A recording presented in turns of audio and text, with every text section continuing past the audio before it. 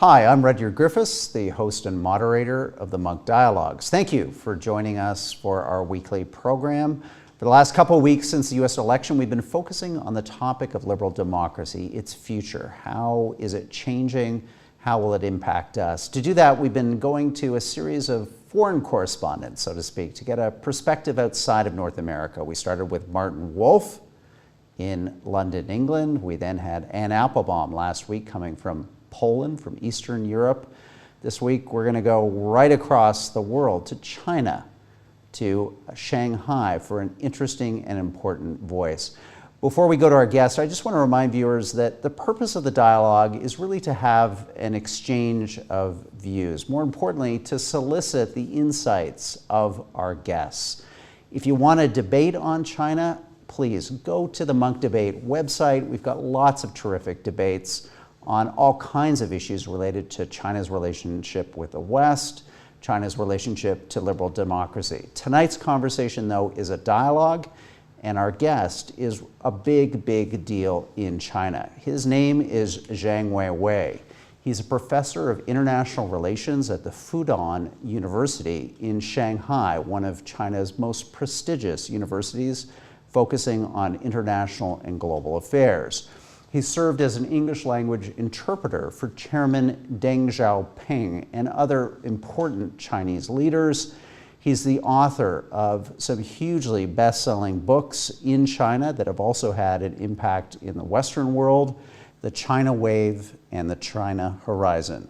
Zhang WeiWei, thank you for coming on the Monk Dialogues tonight. Thank you, it's a great pleasure. Well, I'm really looking forward to this conversation. There's so much to unpack with you about China's role in the world, Canada-Chinese relations, but I want to start with the topic of democracy, and I want to get your view on how you, and more importantly, how the Chinese people are thinking about Western liberal democracy today, especially in the fallout of the U.S. election, a contentious election that continues to be contentious. What is the Chinese view of Western liberal democracy? And more importantly, what do you think's wrong with it? Well, I think in general, the Western political system has its strengths and weakness, but increasingly we see its weaknesses really outgrow its strengths. That's the general feeling here in China, including Chinese academics. And I always said, there are certain, sometimes I claim, genetic flaws in how democracy, liberal democracy has operated in the West. One is the assumption, human beings are rational. And this is now increasingly difficult to establish, given the involvement of money, the AI technology, rise of social media, so people are having more difficulty in being rational. The second is this rights are absolute. In the Chinese view, rights and responsibility should always be balanced. Otherwise, modern society cannot be run efficiently and well. And third weakness is its overemphasis on procedure, as if a procedure is right, then everything is right, is okay. Among our discussions here about Western political system, I submit the view, if you look at the Chinese way of governance, we have certain ideas I think the West could refer to. One is, in the Chinese philosophy, we have a concept called the Mingyi, which is more or less similar to public opinion. The other is Mingxing. It's difficult to translate, but it's more or less similar to the idea of hearts and minds of the people, or the long-term and overall interest of your people. So this idea put forward by Mencius over 2,000 years ago. So in the West, we see this political model, increasingly governance based on public opinion, rather than long-term interests of the country and the people. So in Chinese case, we think governance by Mingxing is very important, long-term interests, hearts and minds of people. Public opinion may reflect the long-term interest of people, but may not reflect, especially in this internet age, and everything is fleeting. Changes overnight. People's mood can be different, by hours. So sometimes, this idea of Mingxin and Mingyi could be useful in governance, at least we practice in China. And the other thing is that we always think, again, it's part of Chinese traditional philosophy. We have what's called the Dao, or overall purpose objectives, and then Shu, which is more specifics. So it's always specifics are governed by Dao, by this overall principle. That's why I wonder how whether the American political system or Western political system can engage in meaningful political reforms. One major obstacle is always this legal obstacle. I call this rigid legalism. For instance, gun control in the United States is supported by many people, perhaps more, large percentage of American population. Yet, in order to reform this, change this attitude towards gun control, you have to somehow amend this Second Amendment. That's the constitutional change and revision. Look at the procedures; it's humanly impossible. So, what can you do with reforms? You are blocked by this procedural rigidity. So I think perhaps we are very proud that we have a culture of learning. We want to learn everything great from other countries. We have learned a lot from Canada, from United States, from UK, and from other countries. But we try to be selective to learn and adapt to our Chinese situation. I think this time now, the West could look to China and learn something about its approach to governance. And after all, China is a country that has risen fast. If you look at the people's income over the past 4 decades, right, it's a 23-fold increase. Just to jump in here a bit and expand on some of these ideas. So an interesting picture that you're painting here of a Chinese perception of Western liberal democracy as overly procedural, constitutionally rigid, unable to make long-term decisions. What is the view just in China simply of elections? I mean, when the Chinese watch the American election, what do they take away from that? Is that an experience that they say to themselves, well, wouldn't it be great if we could have elections every 4 to 5 years? Or do they look at that and say, this is something that's just so completely foreign and alien to our culture and how we think about governance in China?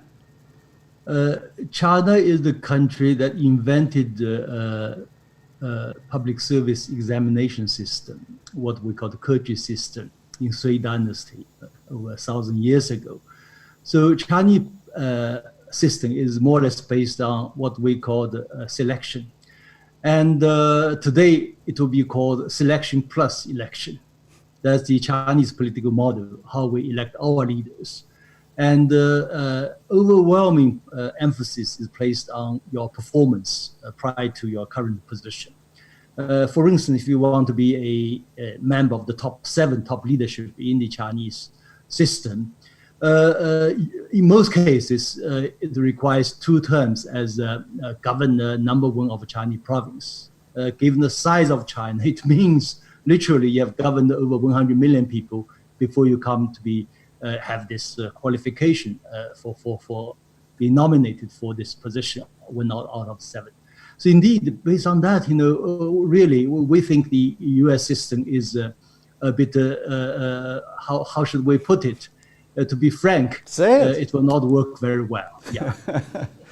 Tell us, because this is really, I find this fascinating because, again, as Westerners, I don't think we often appreciate this enough about China. The system of selection, that there's a view in China that you've been at governance, not since the Communist Revolution, quite the contrary. You've been working on a system of governance literally for something close to 2 millennia. Can you talk a little bit more about that and why the Chinese, in your view, really accept that as part of the legitimacy of the system writ large? Most probably, in China's long history, it's already a unified country since 221 BC. So it's already over 2,000 years as a unified country in most cases. So China is, since then, always a large country, a continental country, a civilization. I call this civilizational state. It's made up of hundreds of states into one over its long history.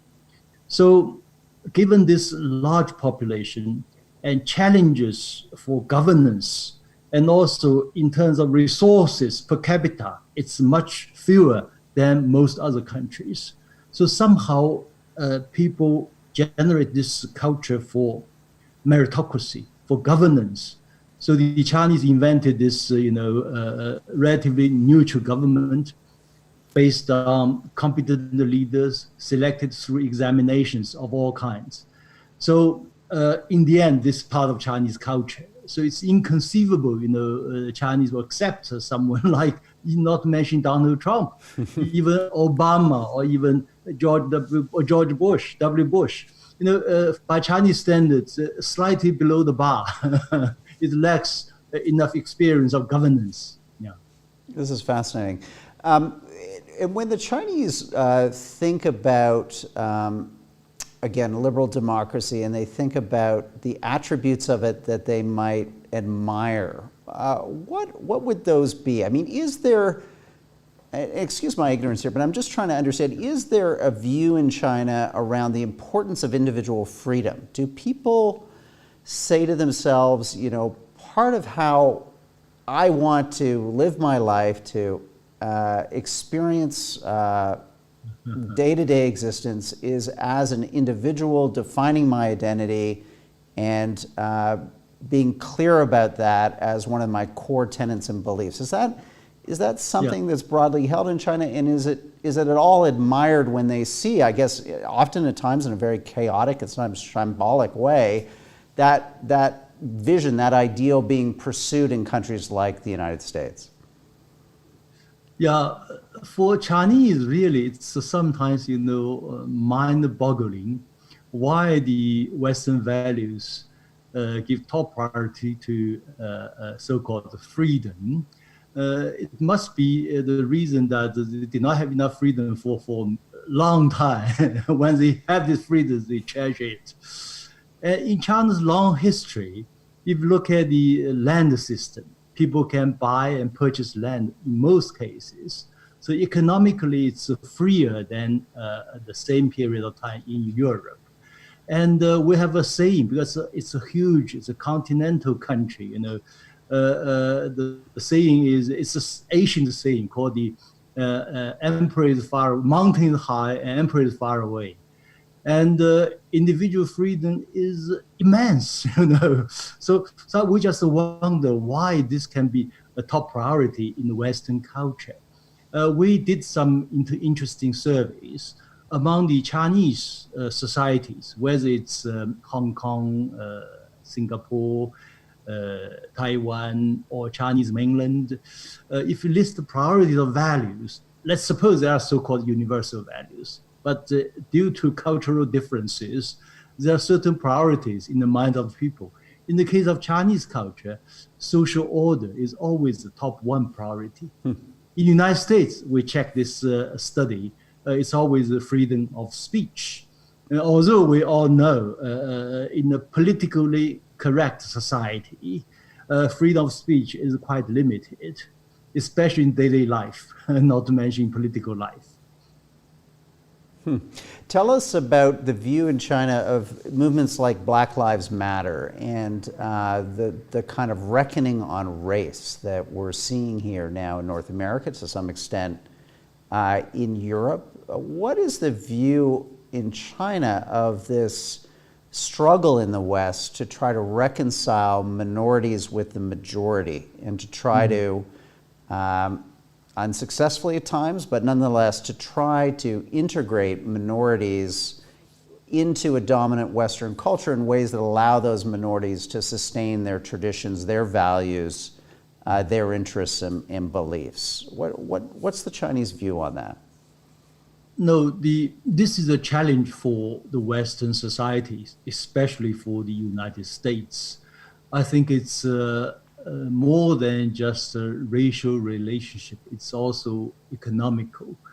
I've been to the United States many times, and very often this racial divide is also based on where you live, where your residence is, where your education is received, and where your job is. So all these are deeply entrenched. So I think there must be tremendous effort to really establish a kind of harmony or relationship between different races, ethnic groups. And indeed, for over, quite a few decades, say in the American society, in many other Western countries as well, you find this identity politics, which is divisive. I remember having a conversation with Professor Stiglitz, Nobel laureate, just 1 month ago. We discussed the need for this kind of reform in racial relations. And then he mentioned this success example of American reforms in the 1930s, 1960s, Great Deal and the Great Society, etc. I said, at that time in the United States, the middle class was expanding, was growing. So middle class was the driving force for these social reforms. But today, middle class in the United States is shrinking. And then with this identity politics, middle class is very much divided. So it's more difficult to reform now. It's a huge challenge for the Western societies now. Yeah. There's so much I'd like to spend the whole hour with you, but I'm not going to be greedy. I'm going to have to go to audience questions here because we've had a lot for you, WeiWei, in anticipation of this broadcast, and also as we're live here, people can send their questions to us. We'll get that question email up for you on the board, dialogues@monkdebates.com. Send those questions in, and we'll put them to our distinguished guest. WeiWei, the first question comes from Tom. It was emailed in, and I'll read it to you. It says, in the West, we generally have one opinion of a country and another opinion of their present government. I think of China this way too, i.e. a country with a rich, long history and a relatively recent turn to communism. Is there room for more than one path beyond communism when talking of China's future? Give us views on that. You're a member of the Chinese Communist Party, so obviously you have strong feelings and beliefs here. But I'd like your thoughts as to, is communism now integral to China's future development? Could you imagine a China without the Communist Party as its central organizing body and institution? It's a misnomer to call China a communist country. It's a socialist country led by a Chinese Communist Party.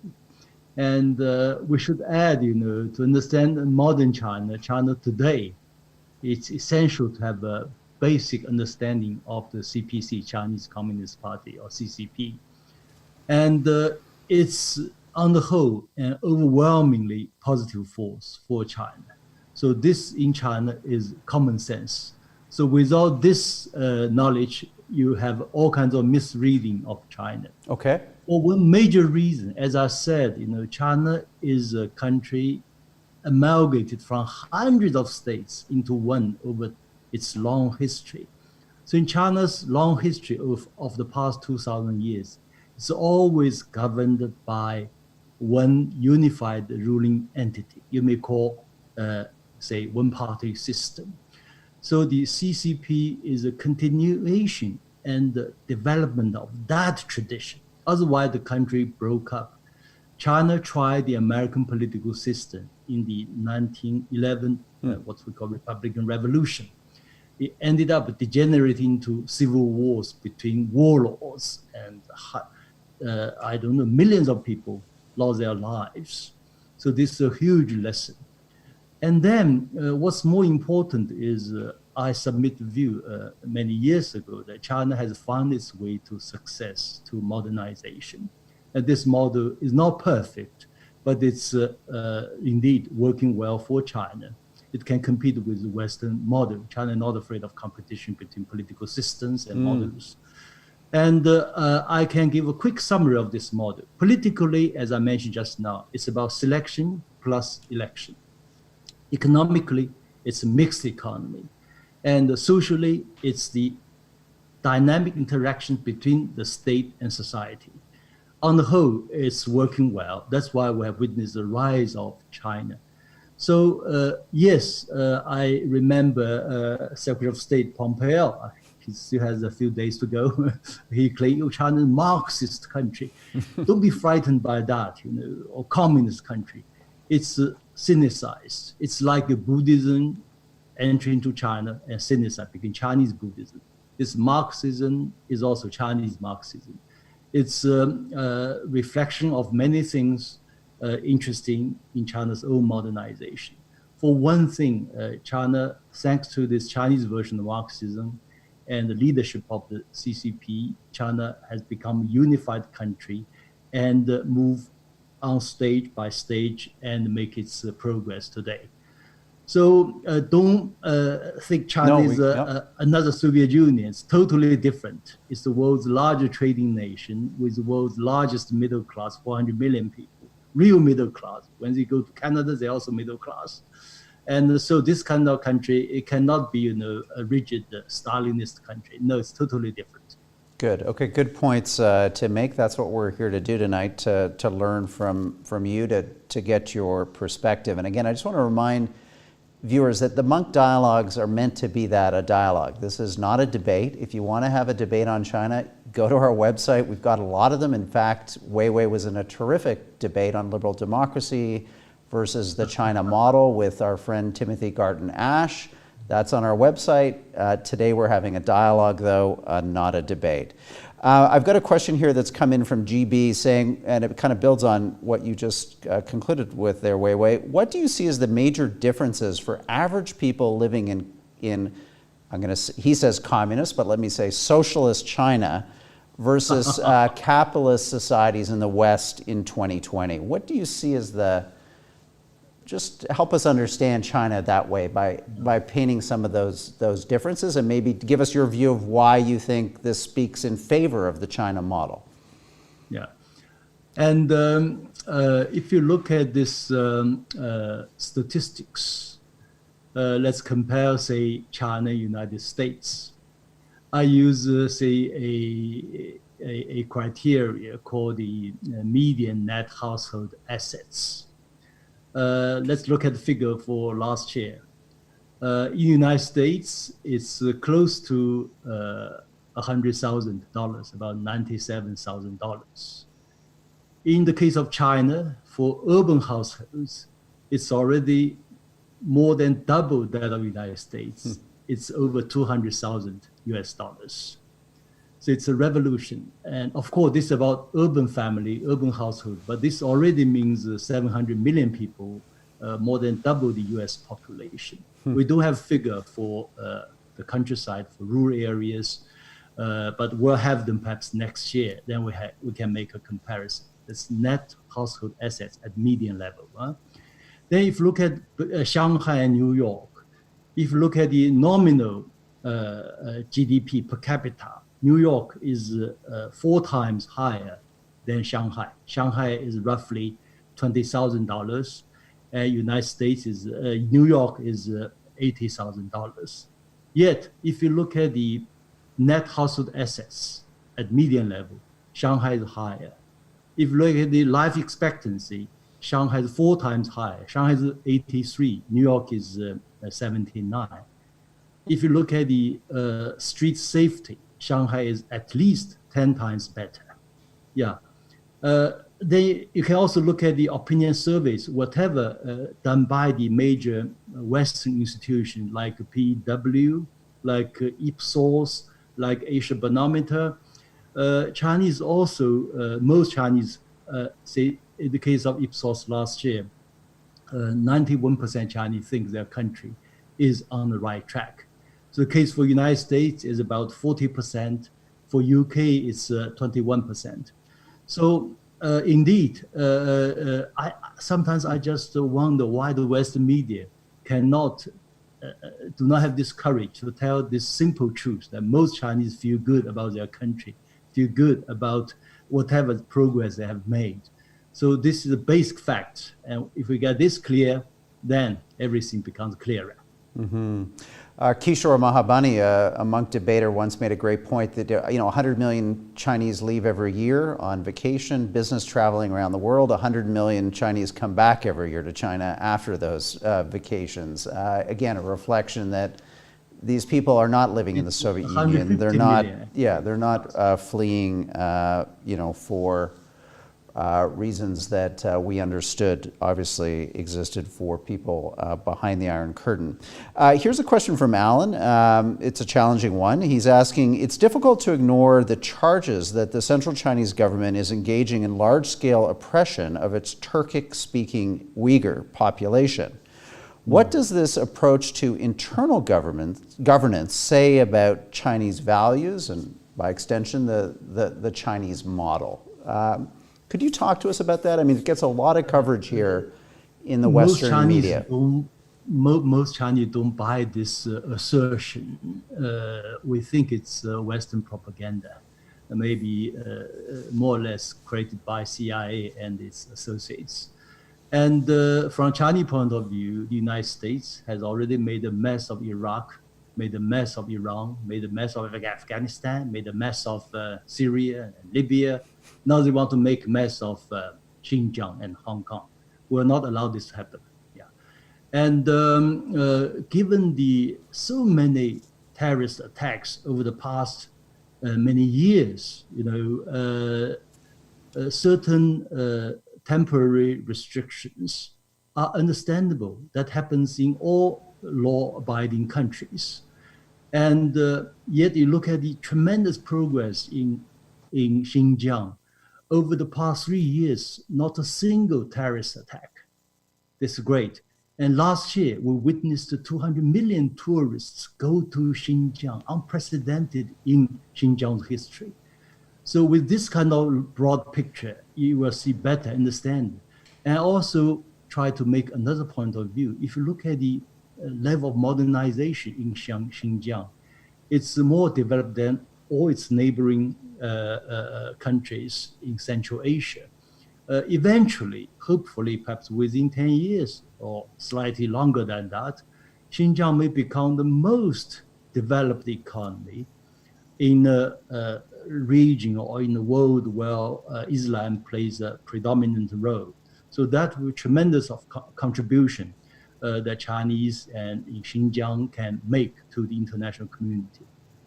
Just to build on that, I mean, the Islamic world needs a modernized country, super modern economy. Yeah. In the West, there's a thing we like to tell ourselves, and it's partly true, certainly, that diversity is a strength, that we like to live in pluralistic societies where different cultures coexist. You had previously talked in this interview, our conversation with you, about the diversity of China, its regional diversity, its cultural diversity. How do the Chinese think about diversity internally? Is it something that's celebrated, or is it something that's seen as an obstacle to the progress of the state and the progress of China writ large? Actually, both Western societies and Chinese society are pluralistic. By culture and by social history, China is a very diverse country. We have 56 ethnic groups. And I remember in my debate with Professor Ash, I mentioned, China's civilizational state. If you look at the cultural differences between a typical guy from Shanghai, Shanghainese, and Pekingese and Cantonese, in fact, this gap could be larger than typical French, typical German, and typical Englishman. Yet we live under one civilization over thousands of years. So people appreciate this kind of diversity. And we see this diversity in harmony or harmony in diversity. And also the Chinese culture, I think one great thing about Chinese culture is this level of moderation. It's unlike the West. You assert your rights. It's absolute. No whatever concession. The Chinese thing is there must be limits. There must be rights and responsibility. So the Chinese culture is diversity in unity. The country is very diversified, yet it's also a unified country. So we are good at this. In French, we say mélange, everything in one. But in one is important. This diversity makes things splendid. So when you travel within China, you fly for 3 hours, like Canada's a great country, and you see cultural differences. Each region has its own culture, its food, its music, its dialect, it's diverse. Yet most people think we're all Chinese. That's important. Yeah. Okay, good to note. A question here, shifting our conversation more to China's relationship to the world and vice versa. Dan asks, is China's system of governance suitable for other countries with a different history and different culture than China? Specifically, does China want to export its model to the developing world as an alternative to Western liberal democracy? I mean, you've spoken very passionately and in glowing terms about the benefits of the Chinese approach. So I guess it leads me to wonder, well, is this something that you'd like to see the rest of the world embrace for their own progress and develop, and maybe for China's interests also? In fact, one striking difference between Chinese culture and Western culture in general is we don't have this messianic tradition to convert others. The Chinese philosophy is, yes, if our model is great, and we'll be more than happy to share our experience, features our Chinese model with you, but we never try to impose this model on others. We will say you can refer to our model if necessary, but if you're not interested, we do not care much about it. So this is a very open-minded attitude towards this what's called a China model. It's very different from the American approach. American believe that their model is the best and imposed on others, whether by espionage or by missiles. We don't have this tradition. So Chinese is age-old civilization, perhaps slightly more sophisticated. We think eventually each and every nation should find its own way to success, which will be different from others. But once you are successful or relatively successful, many other countries will look to you for some kind of help or even guidance. That is happening. In Africa, you see this slogan called looking east, looking to China. But that's not something China imposed on others. We're not interested. But indeed, if we share experiences and what we call the selective learning, Chinese have learned so much from the West, but selectively, not blindly copy the Western system. That will be okay. Yeah.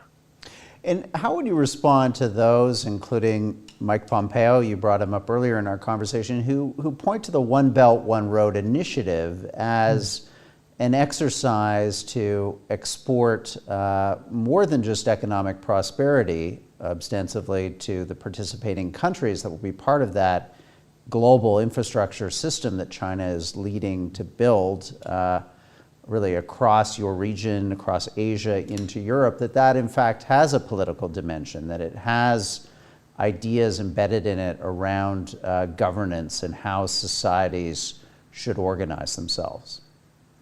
Well, this BRI initiative is, at this moment, the world's largest, you may say, public goods offered by China. It's based on, I think, a very positive principle. It's called the discussing together, building together, benefiting together. You, out of your own interest, to join this project. China does not force you to join it. Behind this is a huge gap in the developing world with rich countries. there is a huge shortage of infrastructure, from roads, railways, airports to all kinds of telecommunications, IT technologies. Yet, for many, many decades, international institutions, many of them are dominated by Western approach, somehow ignore this huge demand for developing countries. So China come to feel this kind of gap, which is on the whole well received by most countries. I hope that the other countries will also join. Actually, some European companies, some American companies also join these projects. It's indeed a platform. And of course, in the process, certain countries say, well, come to help us because you have a great idea of these industrial zones. Can we also learn something to set up some zones here in our country? And China tried to help. And also China is good at make plans. Some country will say, well, help us with the planning. Actually, these are open for all countries, but China somehow is appreciated by other countries for that. So if you think this is expansion of Chinese political role, why not? So this is only normal. It's between states on sovereign rights. China respects their sovereignty. China do not impose its view on other countries. So this is also business as well. Yeah. So I don't see any problem with that. Don't politicize everything. One secret of China's success is in the West, it's started with the British, what we call the divide and rule. Mm-hmm. You always have good guy, good country, bad country, then opposing each other. The Chinese philosophy is unite and prosper, whether within China, in the international community. We said to Africans, unite, African unity, we support. Southeast Asia, ASEAN, unite, the more united, the better. So this is not the mentality of a colonialist, imperialist. This is mentality of international community. Yeah. Great, thank you. Tamara has a question for you. She asks, this is emailed into us, China has antagonized many in Europe, Asia, and North America with its, quote, wolf pack diplomacy. I'll let you characterize what that is. Why does a strong and secure nation behave like this? And I guess it's going to, we've seen a bit of that here in Canada too, WeiWei, a much more assertive tone, to put it politely, on the part of Chinese officials. How do you characterize that? How should we interpret it? Is it important? No, as a Chinese, we are used to being lectured by the West and by the Western media. Fair so point. Perhaps the West should also get used to a bit Chinese lecturing back. Here, okay. If that's the wolf-like diplomacy, I don't know. Maybe their approach could be more sophisticated. Right. But on the whole, I think China's position on international affairs are appreciated by most countries, not by many Western countries, but Western countries are a minority in the world, in international community, although their influence is big.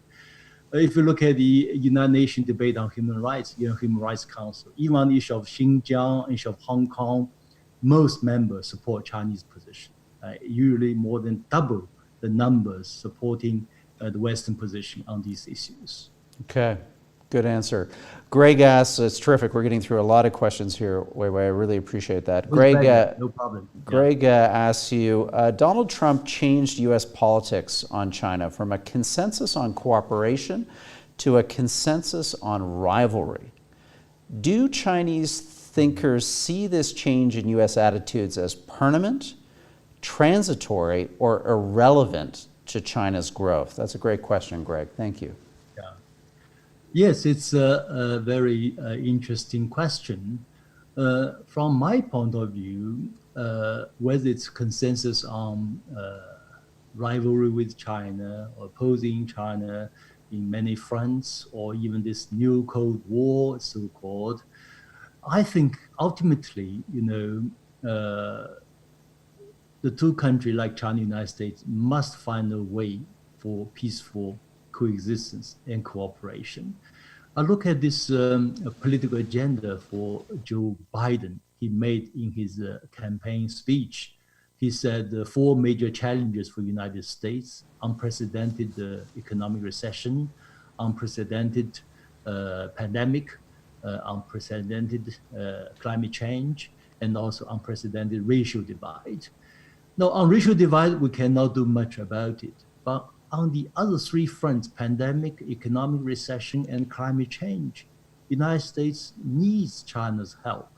So I hope that eventually, if Joe Biden comes to power, he will realize this, and his team, supposedly more mature, because I remember Joe Biden said jokingly about Donald Trump, Donald, please grow up. So I hope with this adult, mature leadership with Joe Biden or his team, our two countries can find enough rooms of cooperation. There'll be competition, areas of competition, but there are also a lot of areas for cooperation. I think that will be the right approach, a more sophisticated, mature approach. What would be the red lines for China in terms of Biden policy? What would the Chinese government simply not accept? There's talk of some recreation of a 20th century League of Democracies to push back against China's rise. I mean, it's one thing to push back. It would be another thing to, let's say, try to contain China, to try to stop your rise to global superpower status. What are the red lines for China right now? Well, this so-called democracy alliance, I don't think it will work. For one thing, China is not an ideological power. China has no interest in exporting its ideology. And of course, we don't want others to impose its ideology on China either. So China is the world's de facto largest economy by purchasing power parity. And China has the world's largest middle class, 400 million people. And China is also now at the frontier of the fourth industrial revolution, cutting edge of new technologies. And China also has the world's largest foreign exchange reserves. And China is also with the world's largest, what you call the supply chain, whatever, within China. So I don't think, China is also the largest trading partner for over 130 countries. So for this kind of huge economy and civilizational state, there's no way to contain it. There's no way to forge an alliance against a country like that. I remember Henry Kissinger said just a few days ago, it's not to build an alliance against China in that way. That's not the right approach. I think it will not work either. Yeah.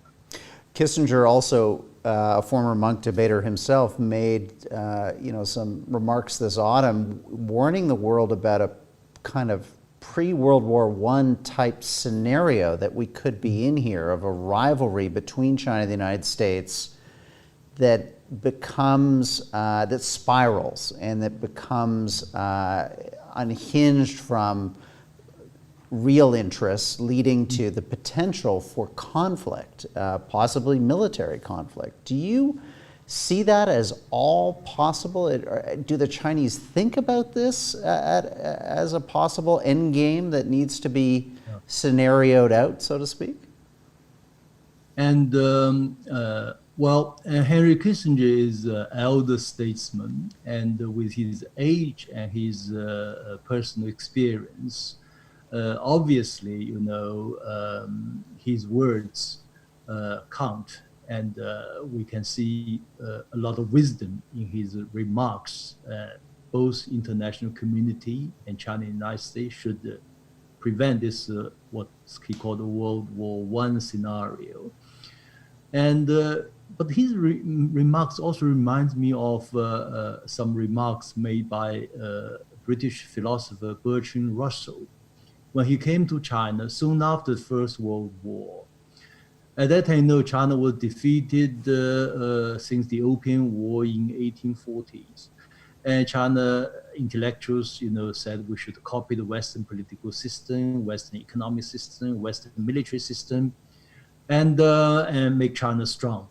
But he counseled China. He said, we have just experienced this First World War. It's the madness of the Western militarist culture. He said, he said actually he admired very much Chinese culture for this admiration for peace. And then he made one point, which I think is very sensible. He said that he believed one day China will be able to, it will be capable of self-defense. At that time, China was not capable of self-defense. Today, China has this capability for self-defense, very powerful capability. So now, as he said, Chinese culture for peace will be a tremendous asset for the international community. I think now this is the time China can make contributions about this peace. Indeed, we put forward this idea of shared future for mankind. It's serious. I wonder if only the United States, Donald Trump, could have, say, agree to this concept, say not 100%, say 20% or 30%. He could have handled this pandemic 10 times better. He could counsel WHO for cooperation, for advice. He could counsel Chinese for cooperation, for advice. He could have done much, much better, but he did not have this sense. Eventually, it's the indeed interdependent international community, as this COVID-19 shows. People have to help each other, otherwise there's no way out. Mm-hmm. You must hear this a lot. I mean, there's a perception in some parts of the West here of a hawkish military in China, that there has emerged in China a group who are looking for more direct confrontation with the United States to assert China's rights, and especially in the South China Sea, but more generally, to demonstrate to the world that indeed China has risen to global superpower status. Is that a misperception of the Chinese military and how it thinks about its primary rival, the United States? And in fact, in all major countries, even small countries, you always have a diversity of opinions, some more hawkish, some less hawkish, some very peaceful. So this is a part of the society. China is no different from other countries. But China is indeed, offended these days by the American aggressive approach. You have the espionage planes day in, day out, close Chinese borders, Chinese facilities. And they have this selling of advanced missiles, weapons to Taiwan, which Chinese view as naturally part of Chinese territory. And so all these kind of aggressive gestures really offends China.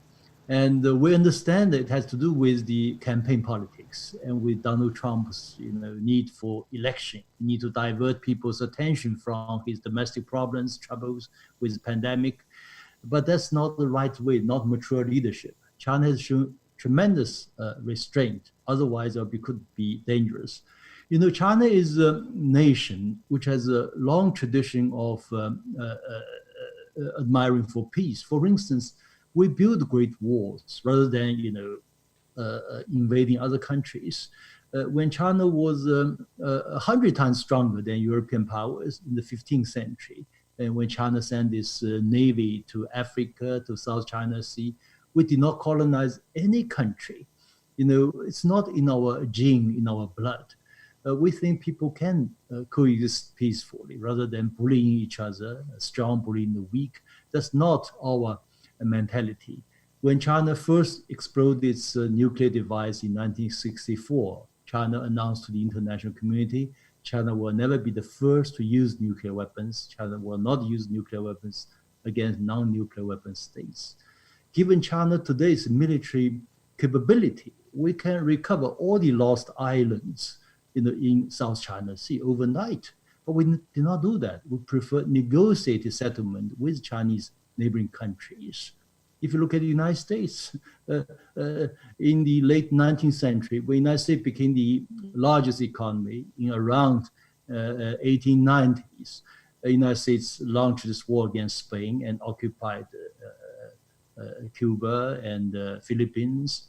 So Chinese approach is very different. We prefer we are very cautious on the use of military power. This is based in Chinese old philosophy of Sun Tzu. You must be very cautious on matters of war. And so this is good for international community. I hope the United States could learn something from that. I remember Jimmy Carter said, when he answered a phone call from Donald Trump, he said, why China is surpassing us? He said, over the past 250 years, the United States fought all the time, wars and wars and wars, only 16 years, 16 years without wars. But look at China. In the past 4 decades, no war launched by China. So that makes all the difference. We put money into infrastructure, into technologies, and that makes all the difference. But of course, China has its red lines, which no country can cross. Otherwise, there will be military conflict. Before we go to your book recommendations, as we do with each dialogue participant, I want to ask a question from Margaret here about Canada. Actually, sorry, this is not Margaret, my mistake. Kristen is asking a question from email. She's asking, what should Canada do vis-a-vis its relations with China? We are witnessing increased tensions. 2 Canadians are currently being held in China on espionage charges. We have a senior Chinese telecom executive being detained here in Canada on an FBI warrant. What is your advice, WeiWei, to not just Canada, but maybe smaller countries that are increasingly pressured between you and the United States, frankly, to take sides, to pick a lane? What should Canada do? In general, for say small country or medium-sized countries, the United States want to force this country to have a choice either with China or with the United States, or so-called against us or with us. And this is never the Chinese mentality. Our mentality is every country is a friend or potential friend. That's very much in the Chinese tradition. Even now we have troubles as with Canada, but in the long run, perhaps we can again become great friends. It's a slightly, a pity that, Canada on the whole has a very good reputation among the ordinary Chinese. We think among all the Western countries, Canada is one of those who have, on the whole, very good relation with China for almost 5 decades, if my memory is not wrong. But this case of Huawei's Meng Wanzhou really hurts most Chinese, because Huawei is such a presence in China, and people are really offended. And even legally speaking, we think Canada should have its guts, and it's like human being. You have certain principles to adhere to, rather than become accomplice for the United States. From my examination of this case, very superficial knowledge, in Canadian law, you have this double criminality. Obviously, this Iran case, sanction against Iran, is not, at that time at least, did not violate Canadian law. So obviously, it's a political plot to stifle Huawei and stifle China's tech growth, but it will not work. I remember former Canadian Prime Minister Kat Jian and some of his colleagues, former leading politicians, scholars from Canada, all urged for release of Meng Wanzhou. I hope Canada will do that. And you have enough room, in retrospect, you have enough room with the Canadian wisdom and diplomacy. You can find an approach, on the one hand, maintain good relations with China. On the other hand, do not offend the United States, even under Donald Trump, have some way to do this.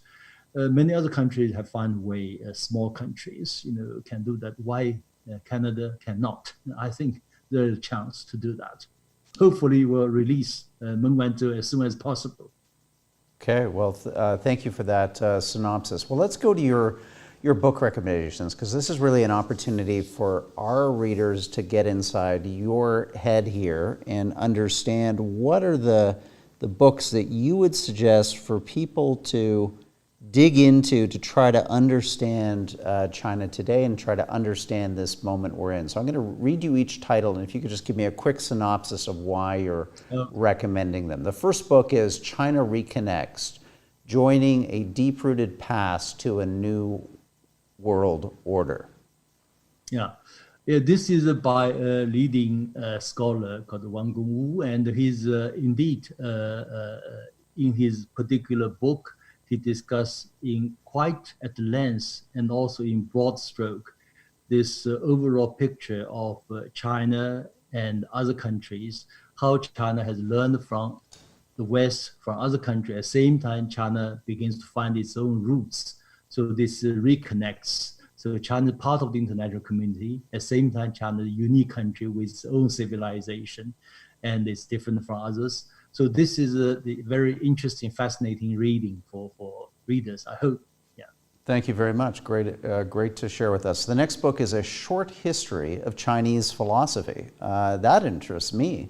Tell me more about it. Yeah, this is already a classic by a leading Chinese philosopher who died many years ago. But he's so far, I think, one of the best book succinctly discussing history of Chinese philosophy.